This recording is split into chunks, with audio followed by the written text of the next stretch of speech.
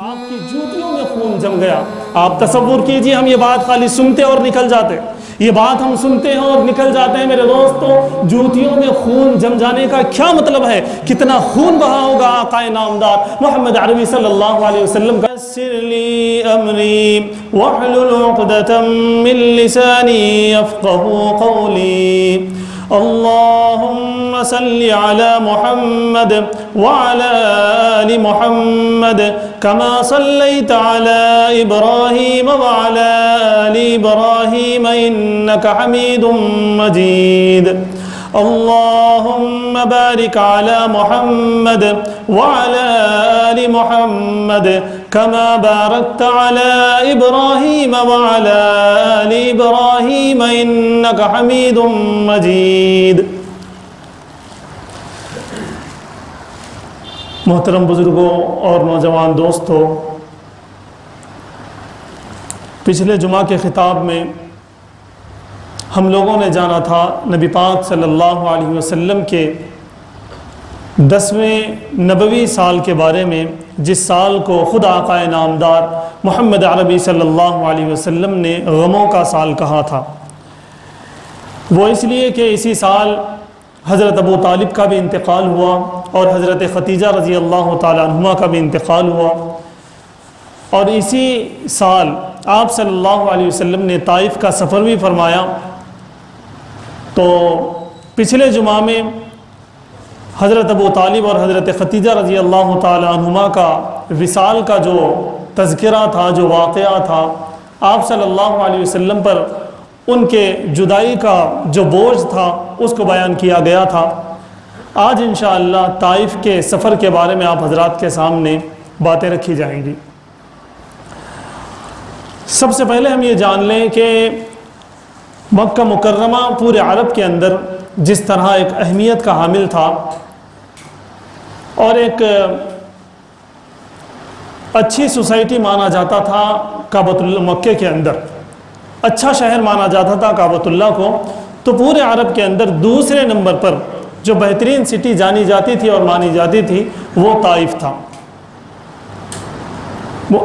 تفسیر نگاروں نے یہ بات بتائی ہے اور سیرت نگاروں نے یہ بات بتائی ہے کہ اللہ کے رسول صلی اللہ علیہ وسلم نے جو طائف کے سفر کا ارادہ کیا وہ اسی وجہ سے کیا کہ وہاں پر پڑھے لکھے لوگ بہت زیادہ تھے، ایجوکیٹڈ لوگ وہاں پر تھے، اور وہاں پر مالدار لوگ تھے اور سمجھدار لوگ تھے، اچھی بستی وہ تھی، زرخیز وہاں کے باغات تھے، کل ملا کر بہت اچھا ماحول وہاں پر تھا۔ اور بعض لوگوں نے یہ تک لکھا ہے کہ وہاں پر دلدار لوگ تھے، فارغ البال لوگ تھے، وہاں کے لوگ صدقہ خیرات بھی زیادہ کرتے تھے، وہاں کے لوگ داد و دہیج بھی زیادہ کرتے تھے، اور بہت زیادہ سمجھدار بھی وہاں کے لوگ تھے مکے کے بعد۔ تو اس لیے اللہ کے رسول صلی اللہ علیہ وسلم نے طائف کا ارادہ کیا۔ میں آپ کو یہ بھی بتاتا چلوں کہ طائف اور مکے کے درمیان کی جو دونوں کے درمیان کا جو فاصلہ تھا وہ آج کل کے حساب سے تقریباً 100 کلومیٹر کے آس پاس کا وہ فاصلہ تھا۔ مکہ مکرمہ سے طائف کا جو راستہ تھا تقریباً 100 کلومیٹر کے آس پاس کا تھا۔ تو اللہ کے رسول صلی اللہ علیہ وسلم نے اپنے ساتھ اپنے غلام حضرت زید بن حارثہ کو لیا اور لے کر وہاں کا سفر کیا، اور سفر بھی اس لیے کیا کہ جیسا کہ آپ جانتے ہیں مکہ مکرمہ کے اندر آپ صلی اللہ علیہ وسلم کو اور صحابہ کو ہر اعتبار سے ستایا گیا، رلایا گیا، زمین پر گھسیٹا گیا، بائیکاٹ کر دیا گیا، لین دین ختم کر دیا گیا، ہر طرح کا ظلم اللہ کے رسول پر اور صحابہ پر کیا گیا۔ اور حد سے بعد اس وقت بڑی جب آپ صلی اللہ علیہ وسلم کے چچا حضرت عبد المطلب اور آپ صلی اللہ علیہ وسلم کی اہلیہ محترمہ حضرت ختیجہ رضی اللہ تعالی عنہ کا انتقال ہوا تو بات اور آگے بڑھ گئی۔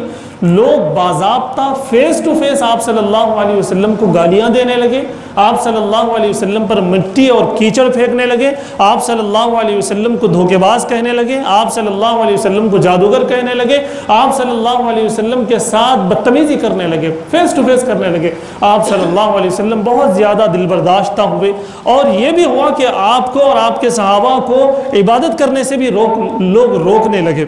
تو آپ صلی اللہ علیہ وسلم نے یہ ارادہ کیا کہ چلو جگہ بدل کے دیکھتے ہیں، طائف چلتے ہیں، اور وہاں کے لوگ سمجھدار بھی ہیں، دلدار بھی ہیں، وہاں جا کے لوگوں کے سامنے دعوت پیش کرتے ہیں، شاید وہاں محنت کرنے سے کچھ لوگ ہاتھ لگیں اور ایمان لائیں اور اللہ کو راضی کرنے میں کامیاب ہو جاؤں اور لوگ اللہ کے ساتھ جڑ جائیں، اللہ کی عبادت میں مشغول ہو جائیں۔ یہ آپ صلی اللہ علیہ وسلم کا مقصد تھا، یہ اسٹریٹجی تھی۔ آپ صلی اللہ علیہ وسلم نے اس ارادے سے اپنے غلام حضرت زید بن حارثہ رضی اللہ تعالیٰ عنہ کے ساتھ طائف کے لیے چلے۔ یہ بعد میں لوگوں نے لکھی کہ طائف کو جب سفر میں جا رہے تھے تو جتنے قافلے آپ صلی اللہ علیہ وسلم کو ملتے، سب کو دین کی دعوت آپ صلی اللہ علیہ وسلم دیتے ہوئے جاتے، ایک اللہ کی طرف بلاتے ہوئے جاتے، سچ بولنے کی طرف متوجہ کرتے ہوئے جاتے، جھوٹ بولنے سے روکتے ہوئے جاتے، ظلم سے روکتے، یہ تمام اچھی باتیں آپ صلی اللہ علیہ وسلم کرتے ہوئے جاتے۔ لیکن افسوس ہے، صد افسوس ہے، لوگوں نے ساتھ میں یہ بھی لکھا کہ کئی قافلوں سے آپ صلی اللہ علیہ وسلم کی ملاقات ہوئی لیکن کسی نے اسلام قبول نہیں کیا، کسی نے اچھی باتوں کو نہیں مانا، سب اپنی غلط روش پر لگے رہے۔ بہرحال آپ صلی اللہ علیہ وسلم طائف پہنچے۔ طائف پہنچنے کے بعد آپ صلی اللہ علیہ وسلم کا جو بھی پروگرام ہوتا، جو بھی کام ہوتا،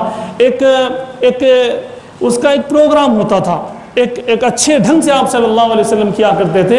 تو طائف کے 3 بڑے سرداروں سے سب سے پہلے آپ صلی اللہ علیہ وسلم نے ارادہ کیا کہ ملیں گے، اور وہ تینوں ایک ہی خاندان کے تھے۔ بعض نے لکھا کہ وہ ایک ہی والد کے اولاد تھے، تینوں بھائی تھے، لیکن تینوں سردار تھے۔ ان تینوں سرداروں کے نام بھی دیے گئے ہیں کتابوں میں نام بھول رہا ہوں، لیکن ان تینوں کے پاس آپ صلی اللہ علیہ وسلم فردن پہنچے، پرسنلی ایک ایک کے پاس گئے اور جا کر ان سے ریکویسٹ کیا، ان سے بات کی۔ تینوں نے الگ الگ طرح کے جواب دیے۔ ایک کے پاس گئے، آپ صلی اللہ علیہ وسلم نے ارشاد فرمایا کہ میں اللہ کا نبی ہوں، اللہ کو ایک مانو اور سچی باتوں کو مانو، میرے اوپر قرآن نازل ہو رہا ہے، اسے جان لو اور اس پر عمل کرو، تم دنیا میں بھی کامیاب ہوگے، آخرت میں بھی کامیاب ہوگے۔ تو اس نے کہا کہ کیا اللہ کو تم ہی ملے، یا اللہ کو مکے میں ہی ملے، کوئی طائف کا کوئی نہیں مل سکتا تھا کہ جس کو اللہ نبی بناتے؟ یہ کہہ کر اس نے آگے بڑھا دیا، اس نے کہا کہ ہم تمہیں نہیں مانیں گے۔ اس بات کو بھی ذکر کرتے ہوئے سیرت نگاروں نے یہ لکھا کہ اس بات سے بھی معلوم ہوتا ہے کہ طائف میں بھی اچھے خاصے لوگ تھے، پڑھے لکھے لوگ تھے، شریف لوگ تھے، اسی لیے اس نے یہ کہا کہ بھائی طائف کا کوئی نہیں ملا اللہ کو کہ وہ نبی بناتا۔ بہرحال یہاں پر آپ صلی اللہ علیہ وسلم نامراد ہوئے اور دوسرے سردار کے پاس گئے۔ دوسرے نے کہا کہ میں تمہیں کچھ نہیں کہوں گا، اگر تم واقعی اللہ کے نبی ہو تو پھر مجھ پہ پھٹکار ہوگی، اللہ کا عذاب آئے گا، اگر تم اللہ کے نبی نہیں ہو تو تمہاری بات میں کیوں سنوں؟ یوں کہتے ہوئے اس نے ٹالا، لیکن اس نے بھی ایکسیپٹ نہیں کیا، وہ بھی ساتھ دینے کے لیے تیار نہیں ہوا، اس نے بھی اپنی جان چھڑائی اور کہا کہ تم یہاں سے لوٹ جاؤ، چلے جاؤ۔ تیسرے کے پاس آپ صلی اللہ علیہ وسلم گئے تو تیسرے نے بھی یہی کہا کہ بھائی میں کیوں تمہیں نبی مانوں، میں تو تمہیں نبی نہیں مانتا، کیا تم ہی ملے تھے اللہ کو نبی بنانے کے لیے، کوئی اور نہیں ملا تھا؟ یا اس نے یہ بھی کہا کہ تمہارے ساتھ کوئی فرشتہ ہے کیا جو کہ گواہی دے کہ تم اللہ کے نبی ہو؟ بہرحال اس نے بھی نہیں مانا۔ آپ صلی اللہ علیہ وسلم نے ان تینوں سے گزارش کی کہ میں مکے سے تھکا ہارا آیا ہوں، بہت زیادہ وہاں پر ظلم ہو رہا ہے، تم لوگوں نے مجھے نہیں مانا، میری دعوت کو قبول نہیں کیا، ٹھیک ہے، لیکن تم لوگ اس کا اظہار مت کرو کہ تم لوگوں نے انکار کیا۔ میں تمہارے پاس ریکویسٹ لے کے آیا، میں تمہارے پاس گزارشات لے کے آیا، لیکن تم نے نہیں مانا، یہ بات اپنے آپ تک رکھو، اس کو مکے نہ بھیجو۔ لیکن ان 3 بدبختوں نے کہا کہ نہیں، ایسا کیسا ہو سکتا، ہم تو بتائیں گے، ہم تو مکے والوں کو بتائیں گے کہ تم آئے تھے اور ہم نے تم کو جھٹلا دیا اور ہم نے تم کو یہاں سے بھگا دیا، ہم بتائیں گے۔ بہرحال یہ ان کا اپنا رویہ تھا، ان کی عاقبت خراب ہو رہی تھی، آپ صلی اللہ علیہ وسلم مایوس ہو گئے۔ بعض لوگوں نے یہ بات بھی لکھی کہ اور 10 سرداروں سے بھی آپ صلی اللہ علیہ وسلم نے ملاقات کی، فردن ایک کے بعد ایک، اور لوگوں سے بھی ملاقات کی جو اپنا ہولڈ اور شولڈ رکھتے تھے طائف کے اندر، ان سے ملاقات کی اور ان سے کہنے کی کوشش کی اور ان کو یہ بات قبول کروانے کی کوشش کی کہ میں اللہ کا نبی ہوں، اللہ کو ایک مانو، سچی راہ پر چلو، غلط راستے کو چھوڑ دو۔ یہ تمام باتیں اللہ کے رسول صلی اللہ علیہ وسلم نے باقی جتنے لوگوں سے مل سکتے تھے ان لوگوں سے ملا اور ان سے آپ صلی اللہ علیہ وسلم نے گزارشات کی، لیکن کسی نے اللہ کے رسول صلی اللہ علیہ وسلم کی بات نہیں مانی۔ ظلم بالائے ظلم یہ کہ آپ صلی اللہ علیہ وسلم کو حضرت फातिमा रज़ी अल्लाह ताला अन्हा ने या हज़रत आयशा सिद्दीक़ा रज़ी अल्लाह ताला अन्हा ने एक मरतबा पूछा था कि क्या आपको उहद में जो रुसवाई हुई थी, उहद में जो हार हुई थी, उससे भी ज़्यादा तकलीफ़ कभी हुई?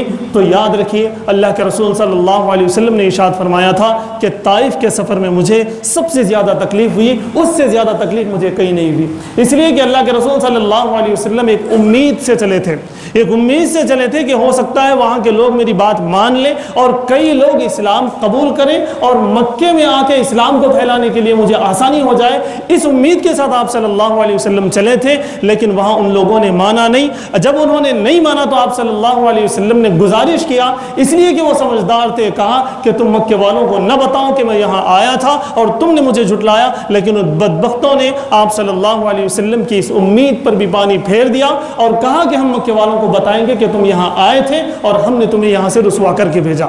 इतना ही नहीं हुआ मेरे दोस्तों, आप सल्लल्लाहु अलैहि वसल्लम जब लौटने लगे तो उन सरदारों ने अल्लाह के रसूल सल्लल्लाहु अलैहि वसल्लम के पीछे औबाश लौंडों को लगा दिया, यानी कि आवारा बच्चों को लगा दिया। यहाँ की ज़ुबान में, अगर लोकल ज़ुबान में मैं आपको बताऊं तो आवारा पुट्टों को उन सरदारों ने आप सल्लल्लाहु अलैहि वसल्लम के पीछे लगा दिया और कहा कि इन पे तंज करो, इनको गालियां दो, इनको ताने दो, ताकि इन्हें तकलीफ दे, ताकि इन्हें तकलीफ हो। मैं आपको बता दूं, किताबों में साफ ये बात लिखी हुई है, आप सल्लल्लाहु अलैहि वसल्लम अपने साथी हज़रत ज़ैद इब्न हारिसा के साथ जब गुजर रहे थे तो नौजवान लड़के आए, एक आया, दो आया, तीन आए, चार आए, पांच आए। मेरे दोस्तों, रास्ते के दोनों तरफ नौजवान लड़के खड़े हुए थे, बहुत लंबी कतार थी, बहुत दूर तक लड़के खड़े हुए थे और आप सल्लल्लाहु अलैहि वसल्लम को कोई गाली देता, कोई ताना मारता, कोई कोसता।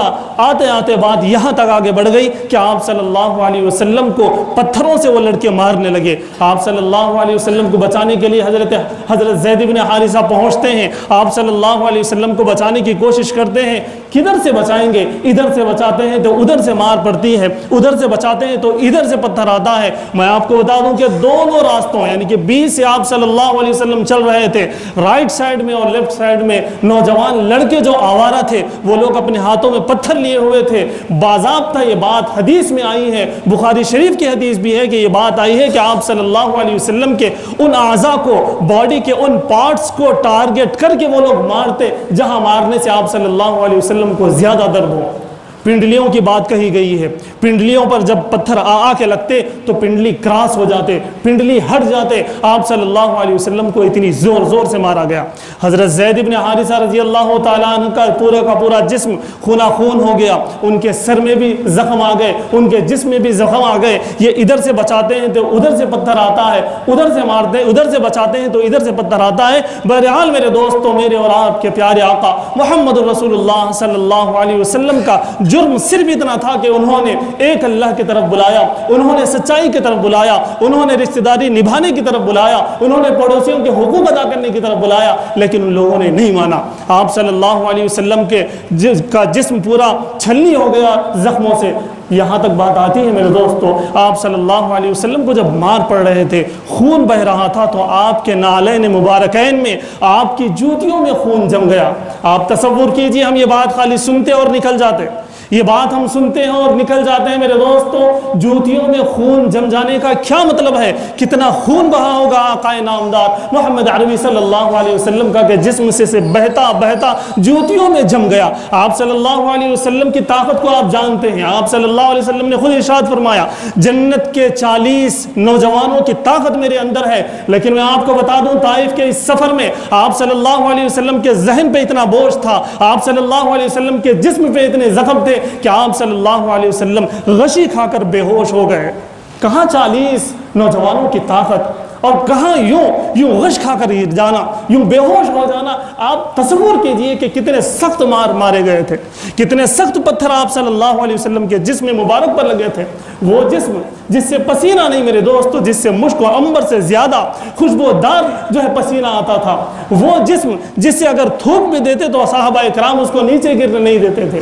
वो जिस्म अथर, जिस गली से आप सल्लल्लाहु अलैहि वसल्लम निकल जाते, हफ्तों वहां से खुशबू आना शुरू हो जाती थी, उस जिस्म को इन लोगों ने इतनी बुरी तरह से मारा। اسی لیے اللہ کے رسول صلی اللہ علیہ وسلم نے ارشاد فرمایا کہ سب سے برا دن، سب سے مایوس کن دن، سب سے زیادہ تکلیف دہ دن اگر میرے لیے کوئی ہے تو وہ طائف کا سفر ہے۔ اس سے پہلے آپ لوگ سنے ہوں گے اللہ کے رسول صلی اللہ علیہ وسلم نے ارشاد فرمایا کہ مجھے جتنا ستایا گیا کسی اور نبی کو نہیں ستایا گیا۔ اس ایک دن کو آپ یاد رکھ لیجئے، اس ایک دن کو آپ ذہن میں لا لیجئے کہ آپ کو اندازہ ہو جائے گا کہ اللہ کے رسول صلی اللہ علیہ وسلم کو کتنا ستایا گیا۔ بہرحال غش کھا کر گر گئے۔ میں نام بھول رہا ہوں، ایک باغ میں آپ صلی اللہ علیہ وسلم پہنچے، شہر سے لے کے وہ باغ کا جو فاصلہ ہے میرے دوست وہ 3 کلومیٹر کا ہے۔ 3 کلومیٹر دور آ کے آپ صلی اللہ علیہ وسلم نے پناہ لی۔ اس سے بات یہ معلوم ہوتی ہے کہ آپ صلی اللہ علیہ وسلم کو شہر سے لے کے شہر کے باہر 3 کلومیٹر تک ان لڑکوں نے آپ صلی اللہ علیہ وسلم کو پتھروں سے مارا، خونہ خون کیا، آپ صلی اللہ علیہ وسلم پر جملے کسے، آپ صلی اللہ علیہ وسلم کو گالیاں دی۔ 3 کلومیٹر پیدل چلنا، وہ بھی ماروں کے ساتھ چلنا، اور ٹخنے بھی پھوٹ گئے، پنڈلیاں بھی ٹوٹ گئی، سر بھی پھوٹ گیا، تو کتنا وقت لگا ہوگا، غشی بھی آ رہی ہے تو کتنے خرامہ آہستہ آہستہ آپ صلی اللہ علیہ وسلم کو آنا پڑا ہوگا، تو کتنا وقت لگا ہوگا کہ 3 کلومیٹر آپ صلی اللہ علیہ وسلم پیدل چلتے ہیں اور آپ صلی اللہ علیہ وسلم کو مارا جاتا ہے۔ کتنی بڑی تکلیف ہے۔ جب اس باغ میں پہنچے تو اس باغ کا جو مالک تھا وہ عتبہ ابن ربیعہ تھا، جو آپ صلی اللہ علیہ وسلم کا پہلے سے دشمن تھا، وہ وہاں پر موجود تھا۔ اس بات سے بھی اندازہ ہوتا ہے کہ آپ صلی اللہ علیہ وسلم کو کتنی تکلیف ہوئی ہوگی۔ اس عتبہ ابن ربیعہ کو رحم آیا، اس نے اپنے غلام سے کہا کہ یہ انگور لے جاؤ اور لے جا کر اس شخص کو دے دو۔ آپ غور کریے، ایک آدمی تھکا ہارا اور بے ہوش پڑا ہوا ہے، اس کا ایک دشمن چاہتا ہے کہ اس کو کچھ پیش کرے، تو آپ جانیے کہ کتنی نڈھال آپ صلی اللہ علیہ وسلم تھے، کتنے مدہوش آپ صلی اللہ علیہ وسلم تھے، اور کتنی تکلیف میں تھے کہ آپ صلی اللہ علیہ وسلم کے دشمن کو بھی آپ کو دیکھ کر ترس آ گیا۔ تو اتنی تکلیف آپ صلی اللہ علیہ وسلم کو ہی۔ عداس اس کا نام تھا۔ اس غلام نے بھی آپ صلی اللہ علیہ وسلم کو جب دیکھا کہ وہ لیتے ہیں اور بسم اللہ کہہ کر کھاتے ہیں، اس نے پوچھا کہ یہ کیا بات ہے؟ آپ صلی اللہ علیہ وسلم نے ارشاد فرمایا کہ میں اللہ کا نبی ہوں، میں اللہ کا نبی ہوں، اس لیے میں اللہ کا نام لے کر کھا رہا ہوں۔ اور اس سے پوچھا گیا کہ تم کون سی قوم سے ہو، تو اس نے اپنے علاقے کا نام بتایا۔ تو آپ صلی اللہ علیہ وسلم نے اس غلام سے کہا کہ اچھا تم حضرت عیسیٰ علیہ السلام کے گاؤں کے ہو؟ تو اس نے کہا کہ ہمارے نبی کو آپ کیسے جانتے؟ تو بولے میں بھی نبی ہوں، وہ بھی نبی ہے، وہ بھی میرے بھائی ہیں۔ تو اس نے اسی وقت آپ صلی اللہ علیہ وسلم کے قدم چوم لیے اور اسلام قبول کر لیا۔ وہ ایک تھا جس نے اسلام قبول کیا باغ کے اندر۔ بہرحال میرے دوستو، آپ صلی اللہ علیہ وسلم بہت نڈال ہو گئے اور پڑھے ہوئے تھے۔ آپ صلی اللہ علیہ وسلم نے وہ انگور کھائے۔ کھانے کے بعد آپ صلی اللہ علیہ وسلم کے زبان سے ایک 3-4 لائن کی دعائیں ہیں، وہ دعائیں نکلی۔ اللہ کے رسول صلی اللہ علیہ وسلم نے ارشاد فرمایا کہ اے اللہ آپ نے مجھے کس کے حوالے کر دیا؟ کیا ان دشمنوں کے جو میرا لحاظ کرنا نہیں جانتے؟ کیا ان اوباش لڑکوں کے جو مجھے جانتے نہیں ہیں اور مجھ پر وار کر رہے ہیں؟ کیا اب ایسے ظالم قوم کے حوالے مجھے کر دیا آپ نے؟ اگر آپ مجھ سے راضی ہیں، اس بات پر اگر آپ مجھ پہ راضی ہیں تو میں آپ سے راضی ہوں، آپ کی رضامندی مجھے مقصود ہے۔ اگر آپ راضی ہیں تو میرے لیے کوئی چیز کچھ نہیں ہے۔ اے اللہ آپ ان کے بھی رب ہیں، آپ میرے بھی رب ہیں، آپ سارے جہان کے رب ہیں۔ اگر آپ راضی ہیں تو میں راضی ہوں، یہ کوئی تکلیف میرے لیے کوئی چیز نہیں ہے۔ اس کے بعد میرے دوستو، آپ صلی اللہ علیہ وسلم آگے بڑھ ہی رہے تھے، حضرت جبرائیل آ گئے۔ حضرت جبرائیل کے ساتھ پہاڑوں کا ایک فرشتہ آ گیا۔ یہ تاریخ میں لکھی گئی یہ بات ہے۔ آپ صلی اللہ علیہ وسلم کو پوچھا گیا، اللہ نے آپ کو سلام عرض کیا ہے، اللہ پوچھتے ہیں، اللہ چاہتے ہیں کہ آپ کوئی فیصلہ کریں۔ پہاڑوں کا جو فرشتہ ہے وہ میرے ساتھ آیا ہوا ہے، اگر آپ اشارہ کر دیں تو اس بستی کو، طائف کی اس بستی کو دونوں پہاڑوں کے درمیان ہم کچل دیں۔ آپ صلی اللہ علیہ وسلم نے مسکرایا اور کہا کہ میں ان پر رحمت بن کر آیا ہوں، زحمت بن کر نہیں آیا ہوں۔ وہاں آپ صلی اللہ علیہ وسلم نے ارشاد فرمایا یہ نہ صحیح، ان کے بعد آنے والی نسلیں اللہ کو مانیں گی، اللہ پر ایمان لائیں گی، اللہ کے ساتھ کسی کو شریک نہیں کریں گی، اس لیے ان کو بخش دو، ان کو چھوڑ دو۔ یہ آپ صلی اللہ علیہ وسلم کے رحم کا، کرم کا، درگزر کا اور عفو کا یہ معاملہ تھا، عدل کا یہ معاملہ تھا۔ اللہ کے رسول صلی اللہ علیہ وسلم اگر ایک اشارہ کر دیتے تو پوری کی پوری بستی جو ہے تہس نہس ہو جاتی، لیکن آپ صلی اللہ علیہ وسلم نے روک دیا۔